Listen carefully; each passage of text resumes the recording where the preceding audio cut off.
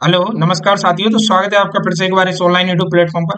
चलिए, तो मैं आज आपके लिए लेके आया हूँ एक और इम्पोर्टेंट क्लास जो आपकी तैयारी को बहुत ही मजबूत बनाने वाली है। दोस्तों, अगर आप नॉट सेट आरआरबी और ऑल सेंट्रल गवर्नमेंट के नर्सिंग एग्जाम की प्रिपरेशन अगर कर रहे हैं तो आप इस चैनल को सब्सक्राइब कर लीजिए, जिससे आने वाले जितने भी इम्पोर्टेंट वीडियो लेक्चर हैं वो आपके लिए बहुत ही मददगार रहने वाले हैं, उसका नोटिफिकेशन आप तक पहुंच सके। दोस्तों, अगर आपने इस क्लास की वीडियो लेक्चर को लाइक नहीं किया है तो आप इसको लाइक कर दीजिए, साथ में इस क्लास को शेयर कर दीजिए, जिससे ज्यादा से ज्यादा स्टूडेंट को इस क्लास का लाभ मिल सके। ठीक है दोस्तों, देखिए, hard work plus dreams plus dedication, यही तीनों चीजें हैं जो आपको सक्सेस दिलाने के लिए सबसे हेल्पफुल है। दोस्तों, आपको कंटिन्यू हार्ड वर्क करना है। आपने आपका सपना तैयार कर रखा है, तो उसको आपको दिमाग में रखना है कि मुझे एम्स में सिलेक्शन लेना है, तो यह आपका ड्रीम है। तो आपके दिमाग में ये चीज आपकी रहनी चाहिए। डेडिकेशन और प्रॉपर टाइम टेबल के साथ में, एक पॉजिटिविटी के साथ में, एक ईमानदारी की मेहनत जो आपको करनी है, ये सारी चीजें आपको एक दिन निश्चित है सफलता दिलाएंगी। और यह सफलता आपके समाज में शोर मचाएगी और आपको बहुत ही ग्रेट फील कराएगी, आपके सपनों को पूरा करेगी, आपके माँ बाप के सपनों को पूरा करेगी। दोस्तों, जो आज की आपकी शानदार क्लास है वो रहने वाली है ईसीजी के ऊपर। ईसीजी, इलेक्ट्रोकार्डियोग्राफ की हम बात करते हैं, इसका हम कम अध्ययन करेंगे और यहाँ से इंपॉर्टेंट चीजों को कवर करने की कोशिश करेंगे, यहाँ से एग्जामिनर प्रश्न पूछता ही पूछता है। ठीक है दोस्तों, तो क्लास की हम शुरुआत करते हैं। पी वेव, आपने यहाँ पर ईसीजी, ये जनरल ईसीजी है, तो इसमें अलग अलग वेव अलग अलग चीजों को इंडिकेट करती हैं। उसी दौरान आप पहचान पाएंगे कि कौन सा ग्राफ कौन सी कंडीशन को दर्शाता है। तो यहाँ पर हम बात करें, ये नॉर्मल ईसीजी आपके इस बोर्ड पर आपको स्लाइड पर शो हो रही है। इसमें आपकी जो first P wave, Q, R, S और टी, और एक यू वेव रहती है जो प्रोमिनेंट रहती है, ये आपकी ईसीजी को इंडिकेट करती हैं। तो पी, क्यू, आर, एस और टी और यू वेव, तो यह अलग अलग वेव कैसे कैसे अलग अलग चेंजेस यहाँ पर देखने को मिलेंगे। इस आधार पर आप ईसीजी में चेंजेस को बता पाएंगे और नॉर्मल ईसीजी का ग्राफ भी समझ पाएंगे। दोस्तों, एग्जामिनर यहाँ से इंपोर्टेंट प्रश्न पूछता है नॉर्मल ईसीजी से कि पी वेव, जो आपकी पी वेव है वो किसे इंडिकेट करती है। तो यह एट्रियल डिपोलराइजेशन को इंडिकेट करती है। तो एग्जामिनर आपको डायरेक्ट प्रश्न पूछ सकता है और आपको याद रखना है कि पी वेव एट्रियल डिपोलराइजेशन को इंडिकेट करती है। क्यू आर एस जो कॉम्प्लेक्स है, एक कॉम्प्लेक्स बन रहा है, यह किसको इंडिकेट करता है। तो जो क्यू आर एस कॉम्प्लेक्स है आपका वेंट्रिकुलर डिपोलराइजेशन को इंडिकेट करता है। किसको? वेंट्रिकुलर डिपोलराइजेशन को इंडिकेट करता है। और एग्जामिनर यहाँ से तीसरा प्रश्न क्या पूछेगा, टी वेव के बारे में। तो जो टी वेव है या जो एस टी सेगमेंट है वो किसको इंडिकेट करता है। तो दोस्तों, यह वेंट्रिकुलर रिपोलराइजेशन को इंडिकेट करता है। यह किसको इंडिकेट करता है? वेंट्रिकुलर रिपोलराइजेशन को। और यू वेव, यह प्रोमिनेंट है दोस्तों। तो यहाँ पर तीन इंपोर्टेंट प्रश्न बन गए आपके। पी वेव किसको इंडिकेट कर रही है, क्यूआरएस कॉम्प्लेक्स किसको इंडिकेट कर रहा है, और एस टी सेगमेंट किसको इंडिकेट कर रहा है। तो दोस्तों, जो आपकी ईसीजी है आपके हार्ट की कंडक्टिविटी को दर्शाती है। किसकी कंडक्टिविटी को दर्शाती है? हार्ट की कंडक्टिविटी को। ठीक है, यहाँ पर इसमें क्या है, आपके ईसीजी में क्या चेंजेस आपको देखने को मिल रहे हैं, वो आपके हार्ट की स्थिति को बताएंगे। प्रॉपर हार्ट आपका ब्लड पंप कर रहा है या नहीं। ठीक है, तो यह आपका पता लगाएंगे हम ईसीजी से। इलेक्ट्रोकार्डियोग्राफ से हम हार्ट की एक्टिविटी, इलेक्ट्रिकल एक्टिविटी इंपल्सेस को चेक करते हैं, जिसे हम इलेक्ट्रोकार्डियोग्राफ बोलते हैं। वेरी इंपॉर्टेंट है। यहाँ पर नॉर्मल ईसीजी की बात करें तो P, Q, R, S, T normal ऐसे सेगमेंट बनेंगे प्रॉपर।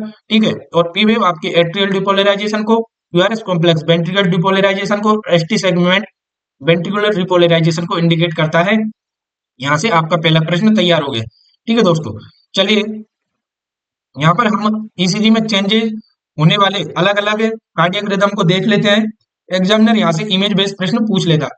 देखिए दोस्तों, टेकीकार्डिया की हम बात करें, इसमें आपकी हार्ट रेट बढ़ जाएंगी। ठीक है, तो आपकी ईसीजी में जल्दी जल्दी आपकी कार्डियक रिदम देखने को मिलेगी, जो आपको यहाँ पर इस डायग्राम में शो हो रही है। तो अगर आपको इस प्रकार की ईसीजी शो होती है तो हम टेकीकार्डिया बोलेंगे। आपकी ब्रेडिकार्डिया, हार्ट रेट डिक्रीज हो जाएगी। आपकी हार्ट रेट क्या देखने को मिलेगी? डिक्रीज, जिसमें लंबे समय थोड़ा गैप देखने को मिलेगा। फिर आपकी ईसीजी फिर गैप देखने को मिलेगा। तो यह हार्ट रेट डिक्रीज हो गई तो आपको ईसीजी में इस प्रकार का अगर डायग्राम आपको देखने को मिल रहा है तो हम इसे बोलेंगे हम bradycardia. Extra systole during ECG, normal ECG, आपकी ये नॉर्मल ईसीजी यहाँ तक और आपको ईसीजी में एक्स्ट्रा सिस्टोल देखने को मिल रहा है, तो हम इसे बोलेंगे एक्स्ट्रा सिस्टोल। ठीक है, एट्रियल फिब्रिलेशन की हम बात करें, इसमें पी जो वेव है वो बिल्कुल गायब हो जाती है। यहाँ पे तो क्यूआरएस कॉम्प्लेक्स बन रहा है, टी सेगमेंट नहीं बन रहा है आपका प्रॉपर, यू वेव भी गायब हो गई है। तो आपका यहाँ पर हम बात करें इस प्रकार की ईसीजी आपको देखने को मिल रही है, तो इसे बोलेंगे हम एट्रियल फिब्रिलेशन। एट्रियल फ्लटर, यहाँ पर बार बार ईसीजी में चेंजेस देखने को मिल रहा है, फ्लटर देखने को मिल रहा है, तो हम इन्हें एट्रियल फ्लटर ईसीजी बोलेंगे। और वेंट्रिकुलर फ्लटर, बिल्कुल कुछ भी आपको इस प्रकार की ईसीजी देखने को मिल रही तो हम इसे वेंट्रिकुलर फ्लटर बोलेंगे। तो यहाँ से एग्जामिनर आपका इमेज बेस्ड प्रश्न पूछेगा, तो आपको यह इमेज आपके दिमाग में याद रहनी चाहिए, वेरी इंपॉर्टेंट है। ठीक है दोस्तों, यहाँ पर हम टाइप ऑफ अरिथमिया की बात करते हैं। अरिथमिया मतलब आपके हार्ट में अलग अलग प्रकार की रिदम देखने को मिलती है, जैसे कि एट्रियल फिब्रिलेशन मैंने आपको अभी बताया, प्रोक्सिमल एट्रियल टैकीकार्डिया आपको इस प्रकार की ईसीजी देखने को मिलेगी।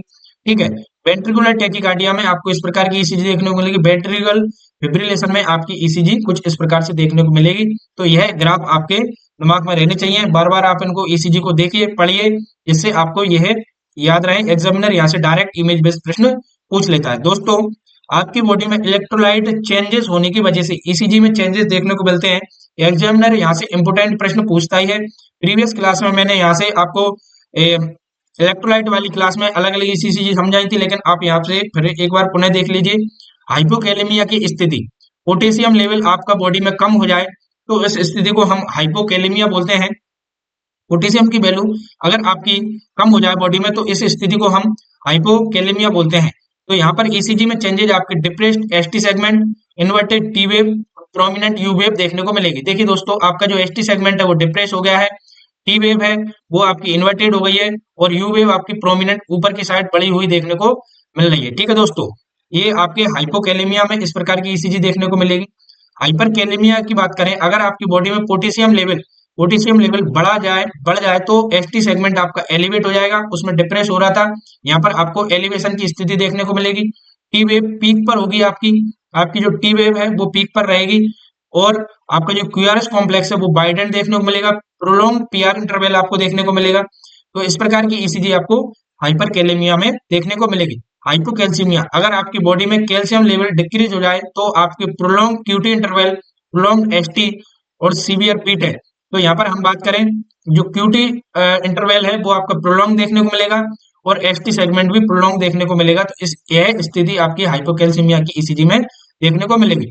हाइपरकैल्सीमिया की हम बात करें, यहाँ पर कैल्शियम लेवल आपकी बॉडी में बढ़ गया है, तो short QT interval, short ST segment और वाइडेंड टी वेव आपके यहाँ पर देखने को मिलेगी। हाइपरकैल्सियमिया, हाइपोकैल्सीमिया के जस्ट अपोजिट। हाइपोमैग्नीसीमिया की बात करें, तो आपकी बॉडी में मैग्नीशियम लेवल कम हो जाए तो आपकी ईसीजी में depressed ST segment, inverted T wave और प्रोलॉन्ग क्यूटी इंटरवल, कुछ इस प्रकार की ईसीजी आपको देखने को मिलेगी।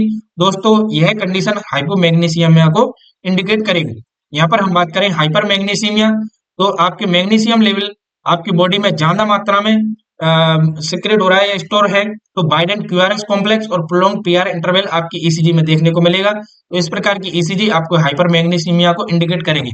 तो आपकी बॉडी में हुए इलेक्ट्रोलाइट चेंजेस की वजह से जो ईसीजी परिवर्तन आपको देखने को मिल रहे हैं वो आपको याद रखने हैं, इनको नोट्स बना लेना है, बार बार आपको इनको रिवीजन में लाना है, जिससे क्या है आपको यह चीजें याद रह सके। दोस्तों, तो ये वेरी इंपॉर्टेंट लेक्चर था आपका ईसीजी से।